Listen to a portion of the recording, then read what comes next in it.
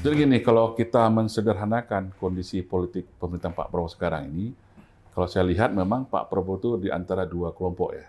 Pertama kelompok yang pro dengan perubahan, yang kedua adalah pro status quo.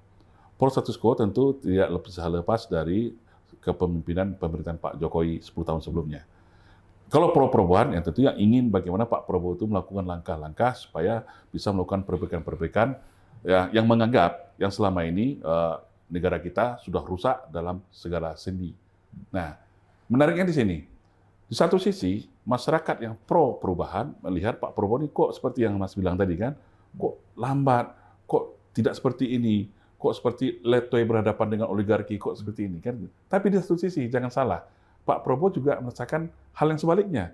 Saya sudah melakukan MBG, saya sudah hapuskan utang, saya sudah amankan haji, saya bukan sertifikat halal, saya bangun perumahan, kan dilakukan banyak hal, sudah swasembada pangan. Kok saya masih salah terus?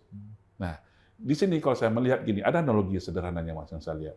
Ibarat kita berada dalam sebuah kapal besar bernama Indonesia, Pak Prabowo itu nakodanya, terjadi sebuah kebakaran di mesin misalnya. Dan kebakaran ini disebabkan oleh sabotase.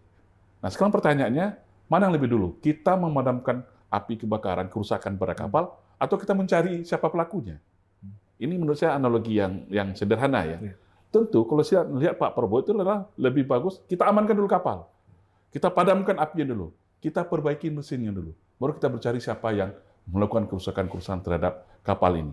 Nah, kalau saya lihat seperti itu. Contoh seperti sekarang. Kita masih tergantung dengan impor pangan. Kita masih tergantung dengan impor minyak. Kita 800.000 barel loh. Beras kita, bawang kita, gula kita itu masih tergantung pada impor. Ya, PLTU kita masih dikuasai oleh asing. Tambang-tambang kita belum maksimal kita kelola. Nah, stunting kita masih tinggi. Pengangguran kita masih banyak. Belum lagi masalah-masalah sosial lainnya yang itu sangat mengancam ketahanan nasional kita ke depan. Apalagi kalau belum kita berbicara tentang energi ya. Nah, saya lihat Pak Prabowo fokus dulu memperkokoh. Seperti contoh, yang paling fundamental dari masyarakat itu adalah ketahanan pangan, perut. Bagaimana mengamankan perut dulu? Karena jangan sempat masyarakat itu lapar.